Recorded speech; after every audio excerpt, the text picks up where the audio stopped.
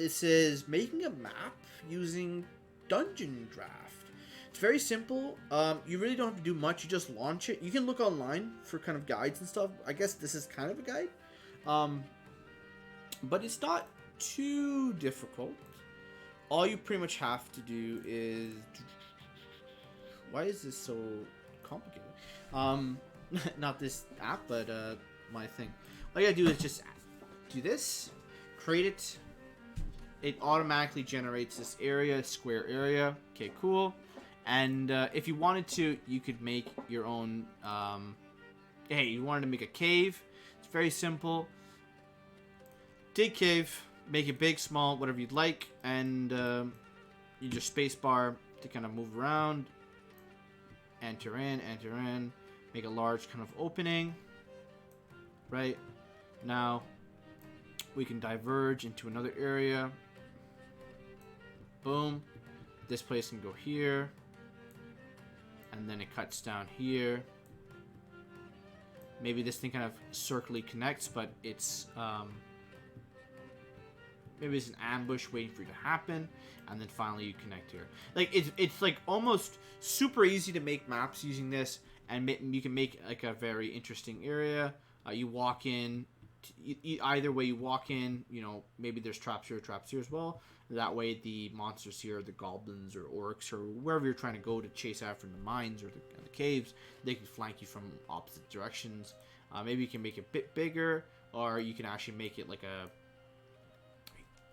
large kind of battle area. This is like, it took me 30 seconds to make this map. Super easy. But if we don't want to do that, and we actually want to make a map to some degree, like not a cave map, but obviously make some grass, make things from there. What I always do is just not terrain brush. Fuck this thing.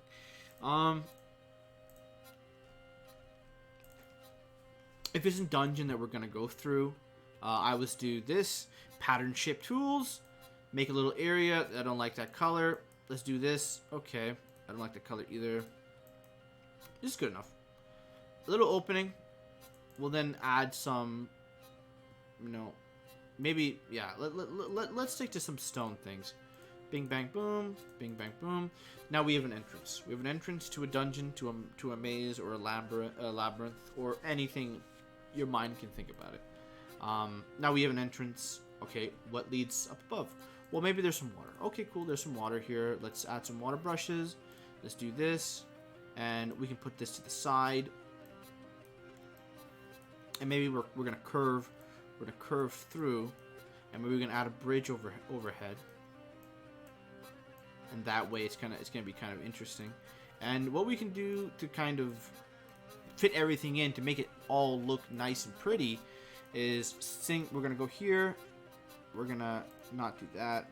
We're gonna make it do a heart shape. What the heart shape pretty much does is just you can pretty much click wherever you'd like, and it will fit exactly where you'd like it to be. So for now, we're just gonna make it small because I don't think it's gonna be too much of an issue. Now we don't need to grid it completely because we can always go back over with it, but we just want to make a highlight of what the current water is and use that as a basis to go over. Because the water will always go below it. It's just how the length is. Not the length, sorry. It's just how this kind of thing works. So we go to the water again. See, it goes under. It goes under. Now we can be like, well, this area is kind of cool. And what we can do here to make it look like more shattered or broken or bruised or destroyed is we can add a wall, and we can have it be this kind of cobble wall. And the same way, we can have this kind of wall stuck here, but we want to make sure it's kind of broken and destroyed. So we want to have some openings into it. And maybe if you're running like a merman adventure, or like you're in a underwater cave, which is like, this is like the breathing area, you can have this opening here. And pretty much you can continue forward going through shit. Sometimes this happens when you kind of do that, but it's alright for now. We can continue forward as we're going. We want to start using the snap now. So all the snap does is you just start connecting to the grids. and we want to make very kind of flat areas. It's not all the time we need to do it, but sometimes it's always good to do this. And we want to end this here and connect it. Shit. There we go. Alright, cool. Now that's done, again, we can go back to the map, or not the map, sorry, we can go back to this and go from there. So let's go here, here, here. We can cut it short here, and we can just go forward. More broken stuff. We want to leave this side actually open because this is a free area of water. Just go there, there. Maybe this side's the more well protected because there's like a lot of water. Maybe there's flowing water here. So actually, let's do that. Let's do a lot of shallow water if we can.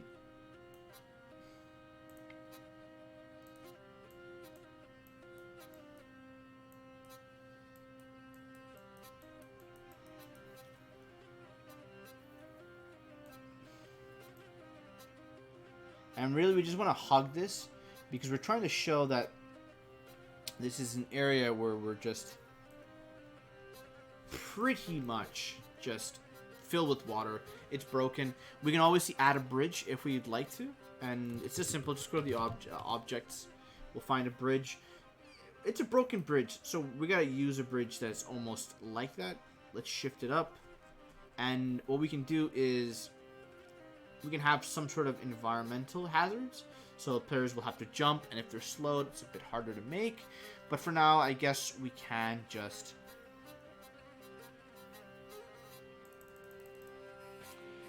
make it look a little bit more, I don't know, decent. Yeah, just have it be in tatters, but keep on going, pretty much.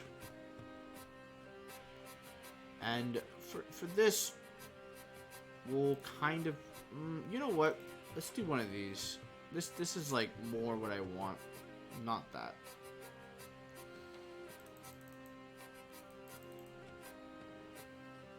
Boom. And we can bend this like that. Put some more water.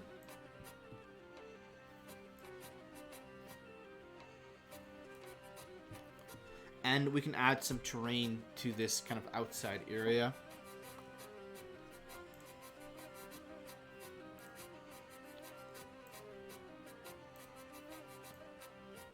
That's not what I want. Fuck. Let's put some terrain.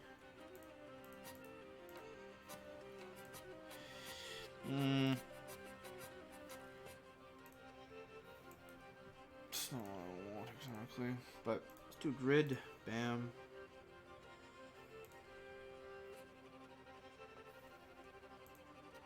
Let's make a trapezoid.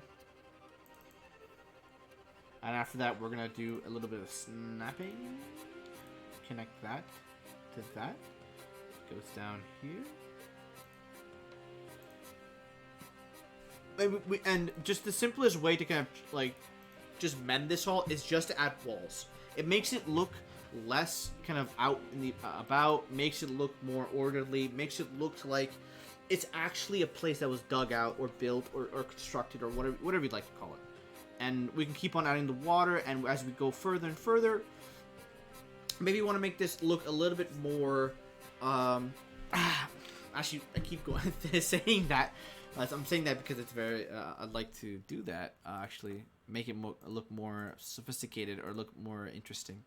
But I think with what we have right now, I think it's good, and really what we need is just a good enough battle area where we can go for it. I want to make a bridge that connects here, and then have this to be the general area. Maybe this is like the battle fight. There's like a large Leviathan or creature below ahead, and maybe the characters are moving back and forth. Train gets destroyed. The list can go on, but who knows. And if you have like pretty much the same thing, you can just always grab it, pop it.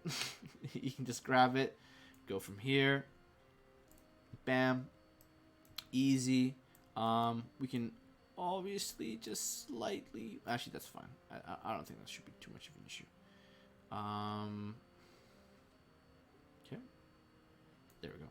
All right, cool. Now let's add some. Blah, blah, blah, blah, blah, blah, blah, blah, blah.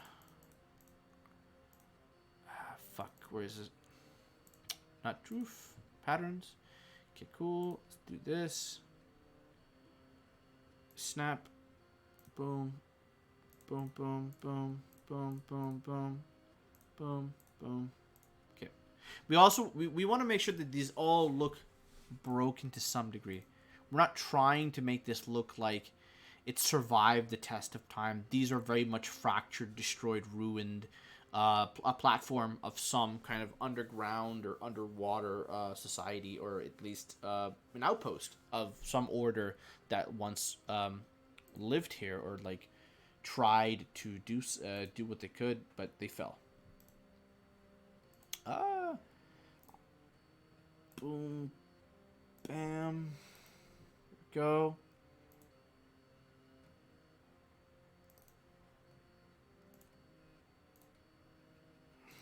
And once that's done, now that we have like a little cut over there, we can add another bridge. This is going to be a bit more bigger than normal. Okay.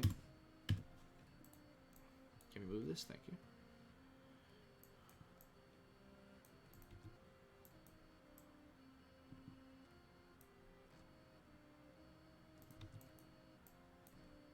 And this way, we can have some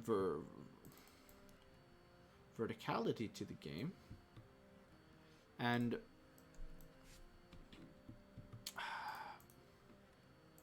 can start to add some stuff.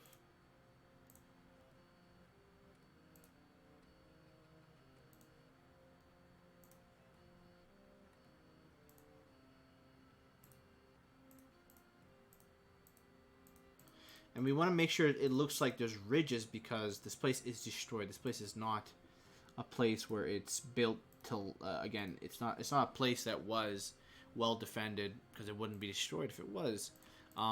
So we're just gonna keep doing this, gonna keep adding these grids, these areas, and as best as we can, we want to make this area look like this. There's the done. And I like to say that this place maybe leads to further in to another area that is actually well kind of well put together. Let's do a snap. We don't want it to do much here. And this kind of shows that this is kind of the exit, and we can keep adding more water and kind of stuff to it.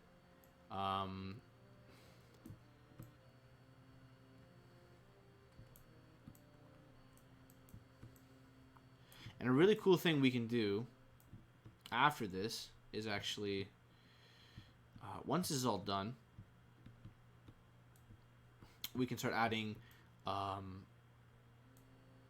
you know what, this is not actually a bad idea. We do want to have some place that is still filled with rubble. So I'm kind of glad we left this area so we can actually do some rubble, rocky terrain. Let's shorten it to kind of look like that there's rocks at the bottom, and people can use that as verticality. And we want to kind of show that underneath all that rock, there is stone still kind of stuck under that was once kind of like this building area that people used to traverse, but now that it's broken, it's kind of almost destroyed. And even though it kind of looks like more like sea stone. Not sea stone, sorry. Looks more like an actual fort is underneath. This is the rubble that fell down. That's how we're going to kind of play it off. And once that's done, let's say it's over there, we can start adding kind of like these shapes and things. So let's go do that. Let's type in water.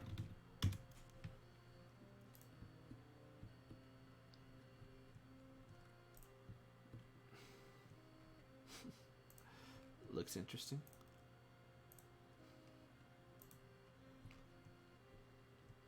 Let's shrink this. And then maybe we can add like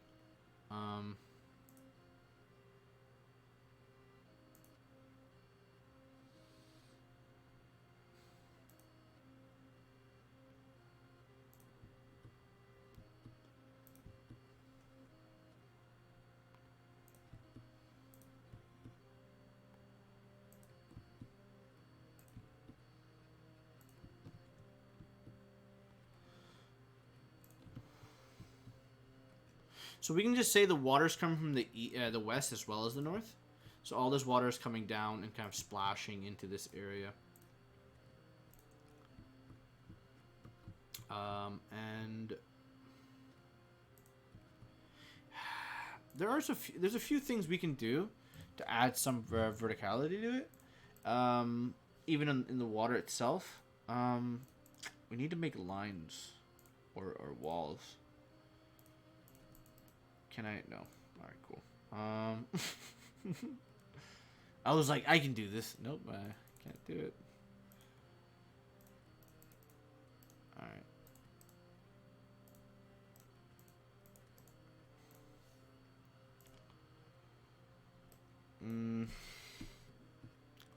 We can actually add... No, we can't add a door.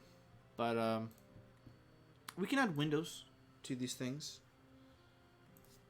Because it should have, you know, this place should have had windows. So we can always add them. It is still a place that people can look through. This is the area where maybe a ranger can use his longbow or his crossbow to shoot through. And for mages to cast spells as well.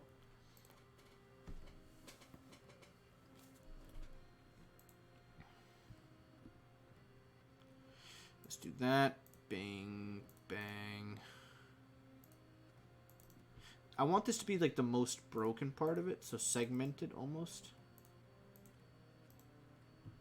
And then we want to kind of almost have this be there. And voila. We have this kind of like watery terrain map that we can use for any battles that we want. And it only took me a few minutes. And obviously we can start adding monsters and creatures and corpses and whatever you'd like, right? Pretty much. But for now, we can just... we don't really have to do much here. But let's just look at some stuff. What is this? Acid tile. Alien infestation tile. Clover tile. Grass tile. Gold. Infestation. Ice.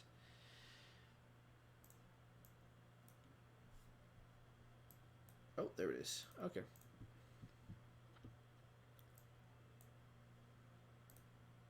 Shorten it, trinket.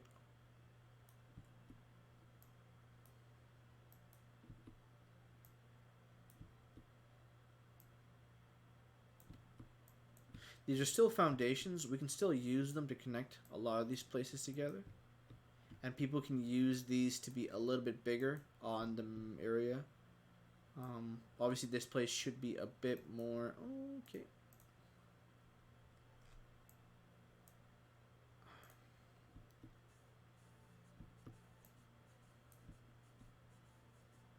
It should be below ground, which this is also below ground, because this is the ground.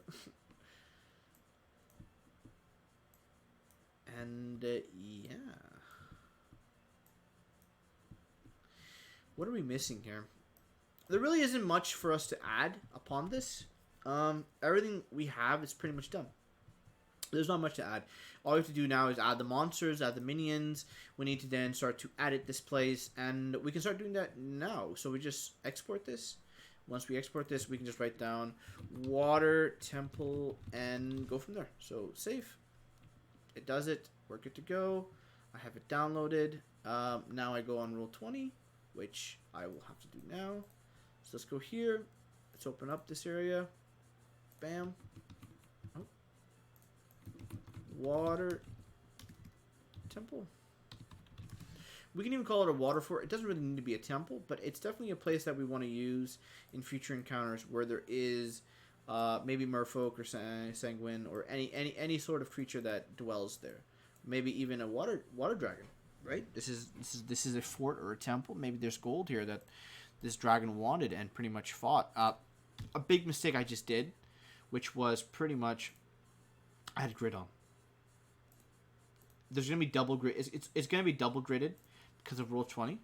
I would say for most times you don't really need. Yes, I would like to copy over that. I think if you have one of those tables that kind of reflect, or you can use this place, you're more than happy to not use. You're more than happy to just use the grid because you can just pull this bad boy up and you're good to go. But for me, I'm using Roll20. Roll20 has a grid already itself, so we can just go from there. So bam, we're going to put this in the map token. As soon as we put it on the map token, we can clearly see that all of this gets added. And even though there is no texture, we still have like stone. And we can increase it if we'd like, make it bigger, make it just have it so then players have a longer time from getting from point A to point B. But I think if anything, this is a small map. We really make this a big map. But if we wanted to, we could just, you know, hit 50, double it in size pretty much, and go from there, making it much more difficult for the players to traverse and get from point A to point B. But it does allow us to have monsters here, allows us to kind of get from allows us to do stuff here, makes it so then we can actually use more of this land. Allows us to maybe put a dragon if we wanted to here. That can emerge later on as the group gets closer and closer, but it gives them some time to investigate. They can investigate this kind of shore over here, this kind of rock pile, this area where this kind of place has fallen apart. They can walk through this area, go over the bridges, see what's happening. They can start to notice that water is coming in from here, and this is a buried water temple. This is a drowned water temple, so it's very much there is.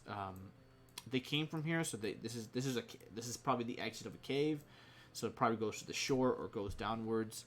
So the water's coming from here, going down, right? It's pretty much being funneled in that direction. It's like a river was somehow made to pass through this area. Okay, all good, sounds good. We can just add our characters.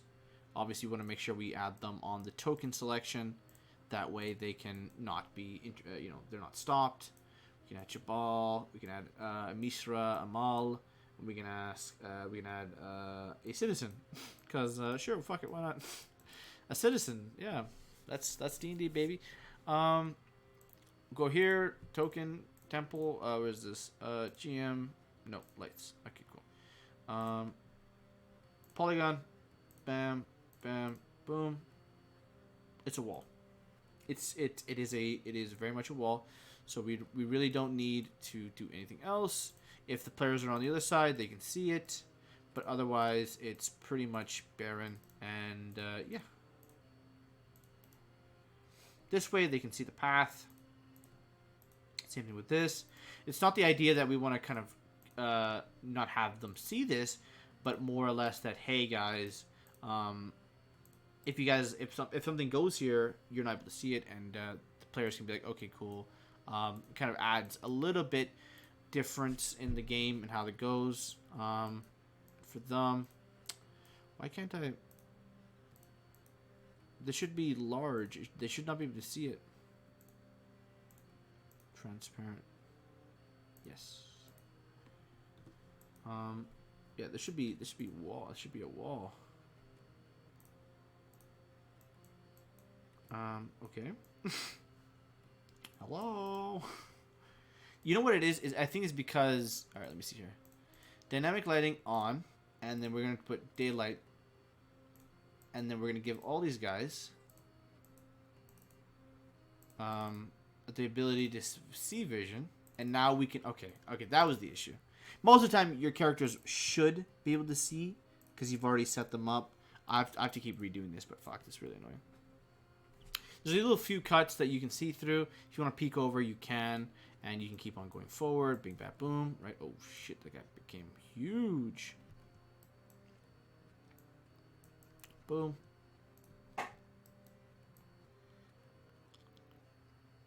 Alright, cool. We can start adding more stuff to it.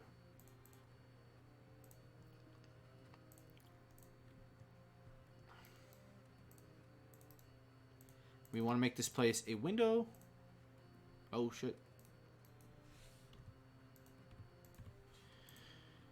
We still want to be on the window. Boom.